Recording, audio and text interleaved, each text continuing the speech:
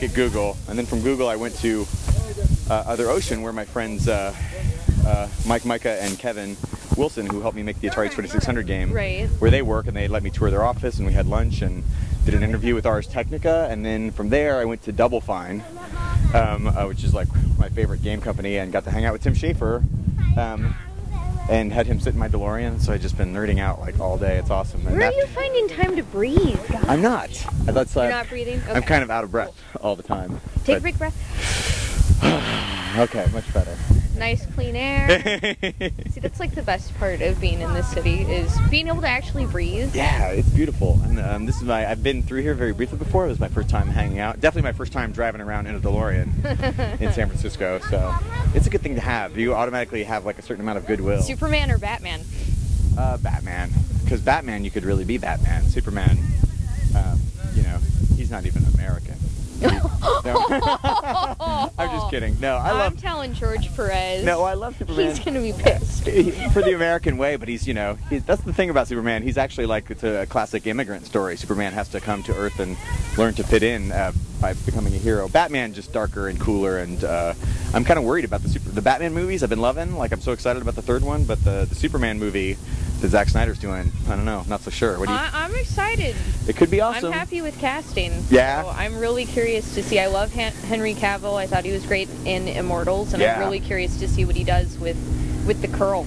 Yeah, no, it could be awesome. I'm expecting Ready Player One to be as big of a hit as it's become. Oh my God, no! I never expected it to. I wasn't even sure I could get it published.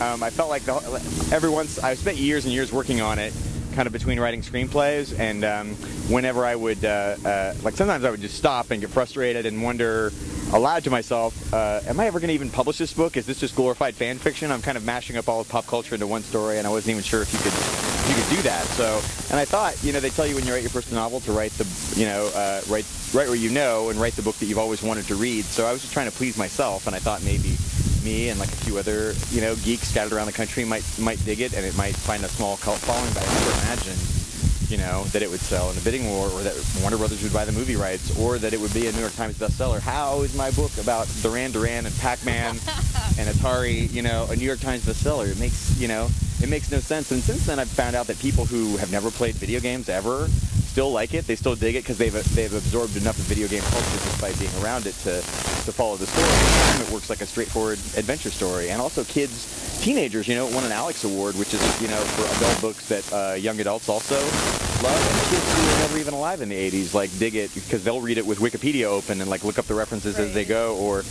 ask their parents. I have all these parents emailing me and saying, because of your book, my kid is grilling me about the 1980s, about my childhood, which is they've never cared about before. So that's like a weird side effect of it. But yeah, I'm still in shock. I mean, this is all, you know, the hardcover came out last August, and I've just been kind of in a perpetual state of shock and wonderment since then. It's nuts, you know. It's like a golden age of video games right now, and also just having access to the whole past library of you know, with MAME and emulators, being able to play every video game ever made, and having access to that as well as new games. I mean, I feel like some bigger games, that's the difference between kind of small indie companies and big game companies. I feel like there's so many cooks in the kitchen that sometimes big games end up not being so great just because there's so many people are required to do it, whereas when it's smaller, maybe it's like the difference between big budget blockbuster movies and indie films, where like indie you have more control and can be a much more personal story, and you don't have to try to please as many people. I have all these people who tell me that they feel like I wrote the book just for them, which is crazy because I wrote it just for myself. And it's so weird that like because I've always thought that I have kind of weird sensibilities and the stuff that I dig, like who else is into this, but I've since discovered that like a lot of people are into it, like people, and something about like growing up in the 70s and the 80s and even the early 90s is that by that time, regardless of where you lived in the country, we were all regardless of where you lived, we all had the same movies and the same stores in our shopping mall, and we're watching the same cartoons and playing the same video games. So so we had like this monoculture. Regardless of where you lived, you still have all this stuff in common with everybody all around the country. So it's the craziest thing that's ever happened to me, and not anything I ever expected. So I can't wait to see it put to film, because so many of the things that you describe in it, I want to see in front of me, because I mean I can see it while I'm reading it, but it's always different to see it adapted to screen. Yeah. Well, the book is I'm kind of mixed about that, because the whole time I was writing the book, I assumed it could never be a movie. That's why I wrote it as a book. I'm like, well, this could never be a movie. I'll have Mechagodzilla fighting Ultraman, and yeah, they could never do that. But then, as soon as I sold the book to Random House, the next day they sold the film rights to Warner Brothers. So, and with me attached to write the screenplay, so I had to be the one to figure out how to turn my unfilmable book into a movie, which was like the hardest writing job of my life, especially since I was doing it before the book even came out. And it's not like I was J.K. Rowling. I couldn't point to like this huge fan base.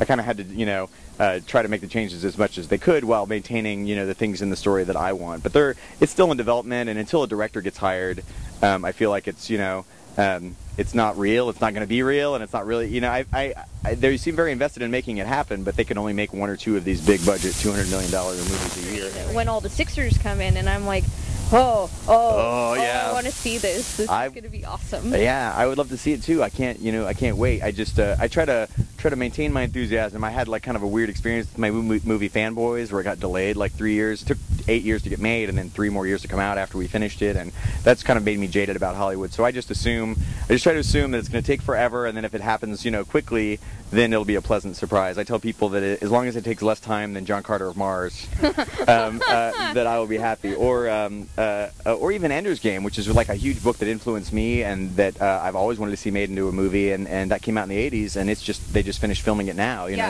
25 years later. So so I try to keep my fingers crossed to remain optimistic, and we'll see what happens with the movie. And